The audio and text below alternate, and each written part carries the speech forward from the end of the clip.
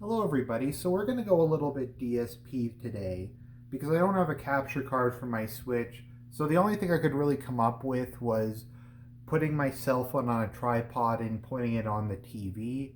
Don't worry guys, it's Kino, and even if it isn't, it is what it is, nothing I can do, but I digress.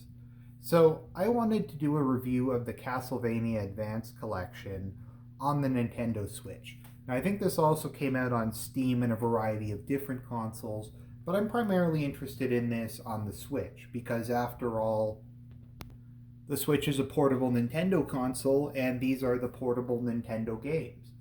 So I remember when this first came out and I first saw this, I was like, wow, I can relive my childhood.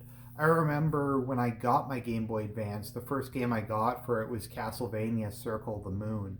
And I played a lot of that back in the day. I remember getting Harmony of Dissonance, Aria of Sorrow. It wasn't until years later that I got a 3DS, and then I got to play Portrait of Ruin and Order of Ecclesia. It was only when I got my 360 that I was able to play Symphony of the Night. So I'm a big fan of these, and I was pretty excited to be able to play them again, both in a docked form, which is what I have at the moment, and on the go when I'm commuting. So I was just expecting them to kind of slap this thing together and not really put much effort into it. But I'm actually pretty impressed. They did a pretty damn good job. So we're just going to take a look at it. And there we go, just loading. So we have Konami. So this includes the. Actually, it's also probably appropriate because we have spooky, scary skeletons since this is Castlevania. So we're playing it in the dark. So let's see here. So the Castlevania Advance Collection comes with Circle of the Moon, Harmony of Dissonance, Aria of Sorrow, and Dracula X, which I think was on, I forget if Dracula X was on the PlayStation or the SNES. I never played it. I don't really have any interest in it because it's not an RPG. So they actually have quite a bit of additional content in this. Actually, I haven't even seen the story. So, like, if you pull it up, they have the background for it.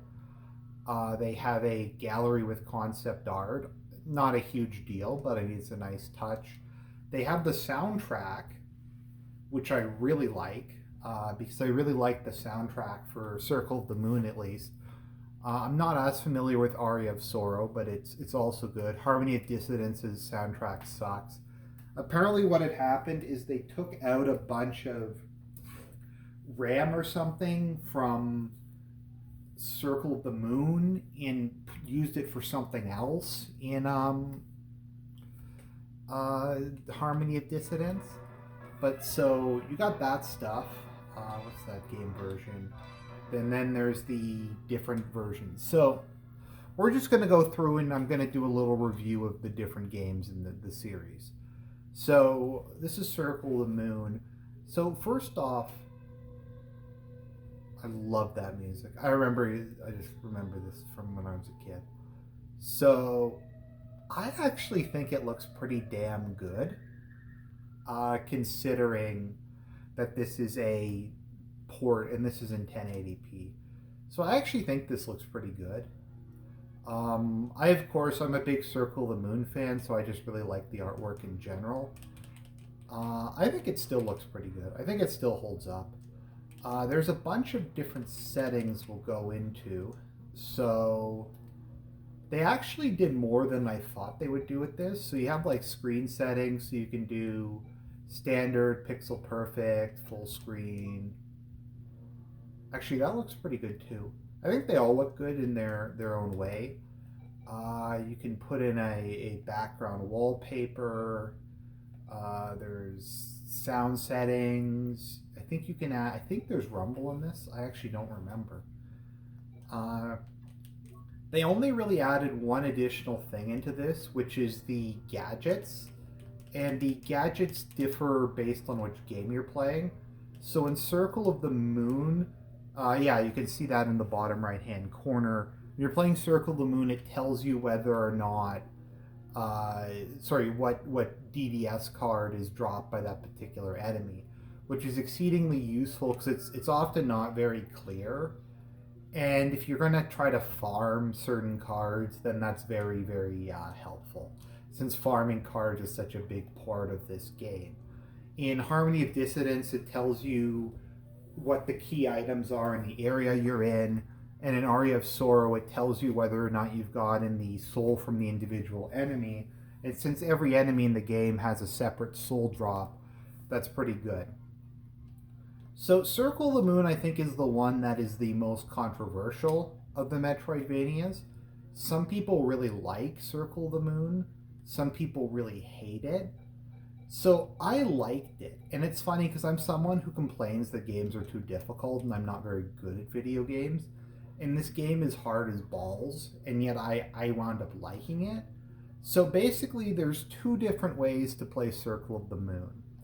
There's the way with and without the glitch. So the big thing in Circle of the Moon is you have DSS cards. So up top you have an action, at the bottom you have an attribute. So attribute is like an element, so earth, stone, poison, electricity, stuff like that. And then action is specifically, I guess, kind of what it does. So the first one is whips, so you have like Whip of Thorns, which is kind of cool. So that extends your attack range a little bit and it gives you a little bonus. The second one is Venus, which gives you different just boosts, like to damage or defense. These shields are really good. This is like one of the best ones in the game. The ice shield, because that's pretty good for keeping like Medusa heads and small enemies back. But they're literally all different. So there's a stone one where you're invincible, I think, well, so long as you're in that form. The Thunderbird one is reduces damage taken by 1/2, but you fly backwards. Then there's attack cards, so you get cool stuff like Poison Claws, although those aren't very good. And then there's, I forget what Deanna does. Oh yeah, Deanna gives you projectile weapons. There's one that gives you familiars. And there's a couple, oh yeah, there's one that gives you familiars. Pluto is interesting because it's just gives you these just bizarre range of stuff. Like you can transform into a skeleton, that sort of thing. But there's like a wide range of different stuff that you can take. Now, the problem is the most important card in the game probably is the Unicorn card, because it has the attribute of healing. And this is a game with a very low drop rate. And not only is there a very low drop rate, there's no store. So if you want to heal, you have two choices in this game. You have Jupiter plus Mandragora, which you can get pretty early. And you turn that on, and Nathan will regenerate health at a relatively slow rate. You can just, if you've killed the enemies in an area, you can just do this. It drains through your MP like crazy, but it means you don't have to go back to the save room, or you don't have to use your potions. Another cool thing they added into this is save states, which is once again just really nice. But this game has like the greatest glitch of all time. So you start to oops, I screwed it up. So you start activating. So you go in and select cards, and it doesn't matter if you have the cards or not. So I'm picking the Summon card and the Unicorn card, which I don't have, and I can use it. So once you get the first two in the game, the two shittiest cards in the game, Mercury and the Flame Whip, then you basically have access to all of the cards in the game. So very early on, you get access to the Unicorn, which rapidly heals you, and you can just use that to kind of go through the game, and it really, really helps you out a lot. So that's kind of the two ways to play this. You can play it the normal way, which, to be fair, you at least get Jupiter and Mandragora. And the first time I played this game, I didn't even really know about the glitch. The other thing is the summons are really good. So, like, for instance, when it comes to the Thunderbird, that particular pattern hits large enemies a lot. So if you're fighting Dracula or the boss for this area or something, that just devastates everything in your path. But if you beat the game, then you unlock Magician mode, where you have higher MP, higher intelligence, and you start off with all the cards.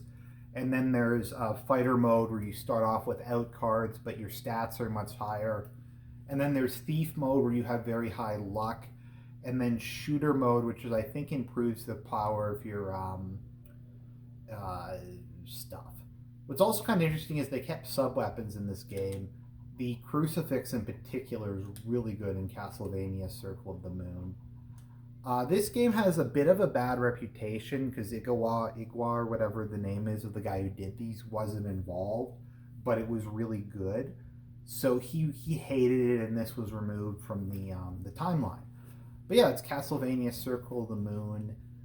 I really enjoy it. It is very difficult, but I think it's a bit more fair than some of the other ones in this franchise. So that's the first one. We're going to end game and go back to the main menu.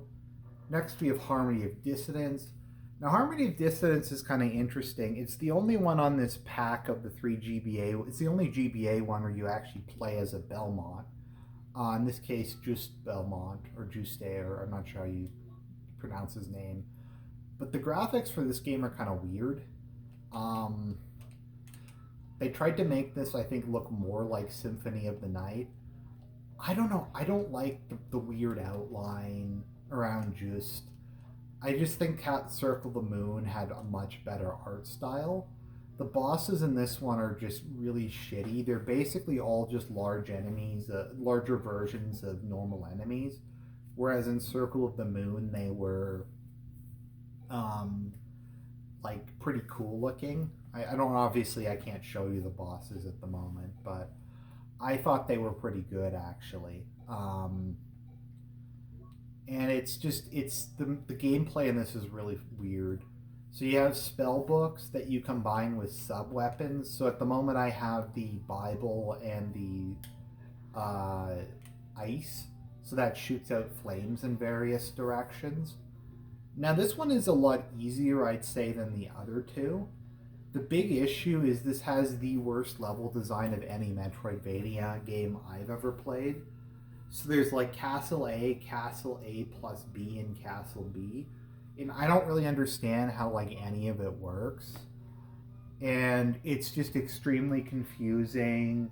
Like critical, important, basic stuff to play the game is like behind invisible walls.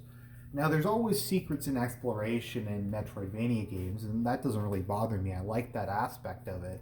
But this one just has such a bizarre, illogical, poorly thought out map.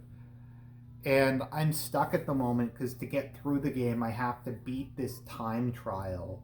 And I hate time shit, and I hate having to do time shit in as like a critical part of a game, and they throw stuff at you. I'm just not very good at these. So the reason I play an RPG is because I'm not very good. I can level up or grind or do something to get around my general lack of skill. So it kind of frustrates me. And I don't know if there's a Metroidvania game where I spend as much time just like throwing my controller against the wall, trying to figure out what even the fuck I'm supposed to do. So it's kind of disappointing because I want to like this game.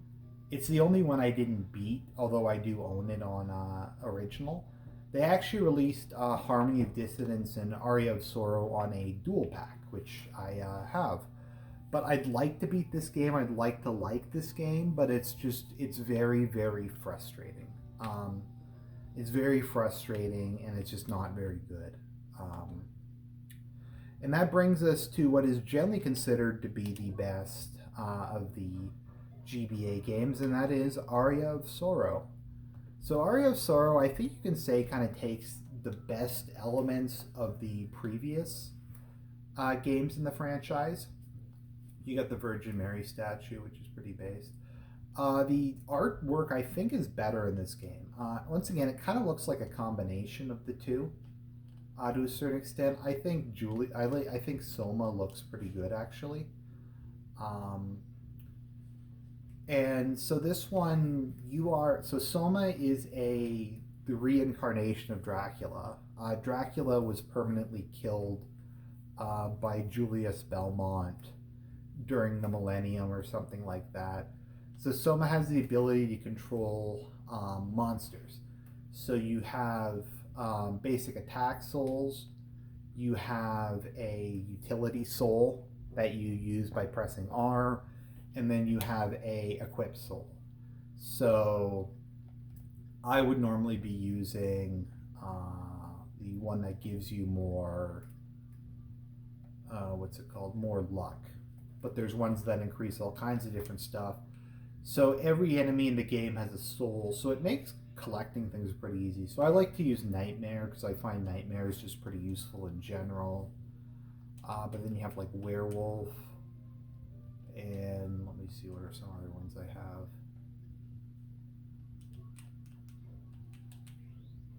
Ghost. Now, as with Symphony of the Night, you aren't restricted to using the whip. You have like a wide range of different stuff, ranging from handguns, although the handgun is terrible, but you have battle axes, swords, spears. Something I kind of like about that is oftentimes just being able to have a weapon that has a different attack arc can be very helpful. So there's a bunch of different utility souls. Obviously, the best when you get near the end of the game is the one that lets you transform into the bat. But there's kind of some other cool ones. Let me see. Where's the winged armor? Flying armor. So you get that early on, so that's kind of neat. So yeah, Aria of Sorrow I think is generally considered to be the best one. It also has probably the most to do with the previous ones. You have Yoko Belnades in this one. So you have a Belnades, you have Alucard shows up in this as a Keto.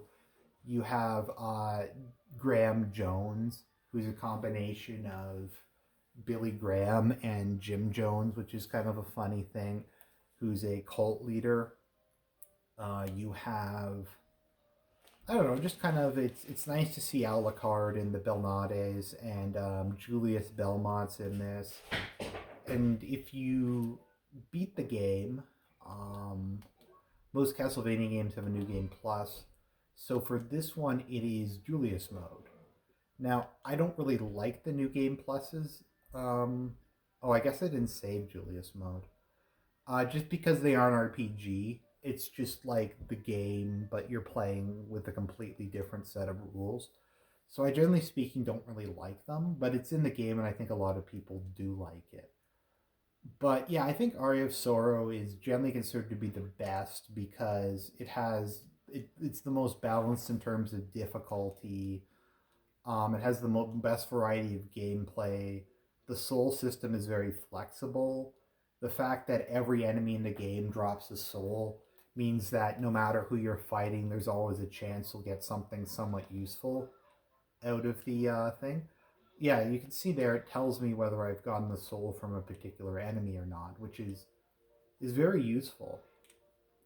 So I'd say I would agree with people who say this is the best one of the GBA Castlevanias.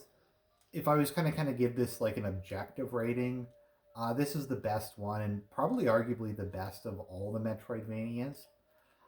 Some people put Dawn of Sorrow, which is the direct sequel to this, on the DS.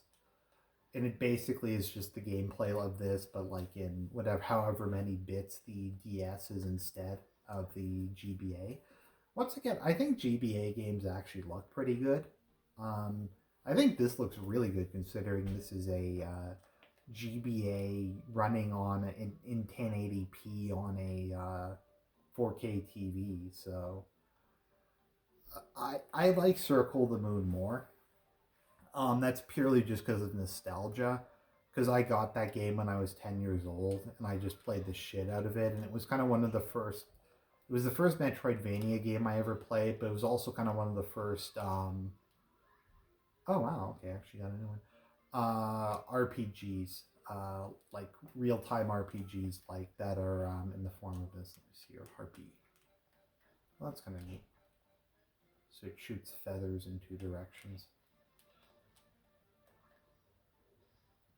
But yeah, the music in this one's good. I don't know if it's as good necessarily as Circle of the Moon, but it definitely does have good music. So I'd say overall the Castlevania GBA collection, I think it's only like $20 or something.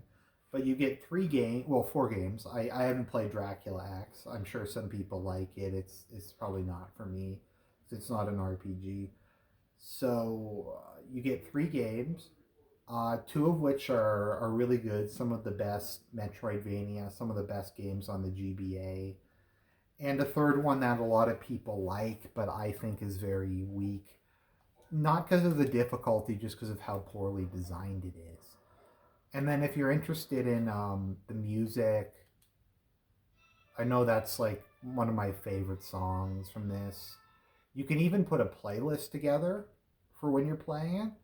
So I just like that they gave this some good TLC, that this was like not a lazy port at all.